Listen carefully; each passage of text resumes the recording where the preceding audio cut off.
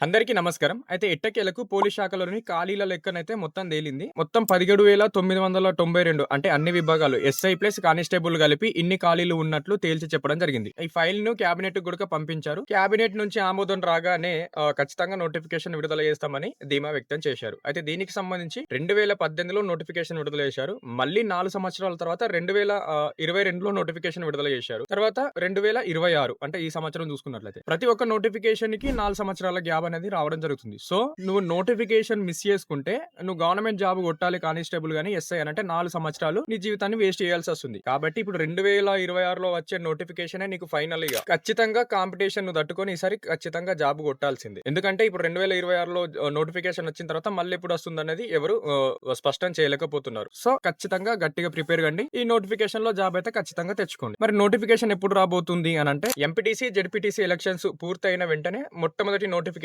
Government నుంచి వచ్చేది ఖచ్చితంగా ఇది పోలీస్ శాఖ నుంచే ఖచ్చితంగా నోటిఫికేషన్ రాబోతుంది. సో, ఆలస్యం చేయకుండా ప్రిపరేషన్ అయితే ఎవరైతే స్టార్ట్ చేశారో అలాగనే కంటిన్యూ చేయండి. ఎవరైతే స్టార్ట్ చేయలేరో ఖచ్చితంగా స్టార్ట్ చేయండి. అయితే ఏ విధంగా ప్రిపేర్ కావాలి, బుక్స్ ఏంటిది, వీటన్నిటి గురించి తెలవాలంటే మన ఛానల్ అయితే ఖచ్చితంగా ఫాలో అవుతూ ఉండండి. ఎప్పటికప్పుడు అప్డేట్స్ ఇస్తూ ఉంటాం. అలాగే ఎటువంటి టిప్స్ మరియు నోటిఫికేషన్‌కు సంబంధించిన పూర్తి వివరాలు కూడా అందించడం జరుగుతుంది. మరి ఇంకెందుకు ఆలస్యం, వెంటనే మన పేజీకెళ్ళి ఫాలో చేయడం అయితే మర్చిపోవద్దు. ప్రస్తుతానికైతే ఈ వీడియోని షేర్ చేయండి, లైక్ చేయండి.